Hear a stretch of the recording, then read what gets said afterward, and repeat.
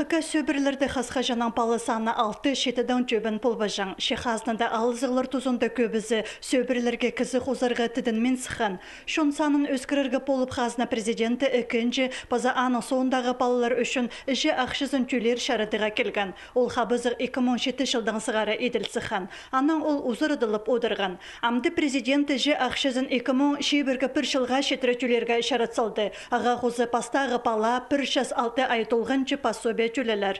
Базы шурталырға ипотека кредитін үлготы ондайынан алып алырға шәрір. Андық сағыстарын ескірді қазына президенті. Чекереші пішіктер сағам шоғыл. Тігі жылдан уже бұл пособие берерлер, но біз еще көрбебіз, но уже бізге үркішөбінді депутаттарға керек пішік ноза. Вот, либо постановление правительства, хайдақта может быть указ болар, но андах информация мен сағын жам, что үйреністік, особенно ипшік кізілер, особенно мінімдік шит кізілер, кімнің турашы оғыл, пос квартира оғыл, ипотека берерлері. И мномдық льготный кредит 4% мен сағын жам, ник процент мұны беді.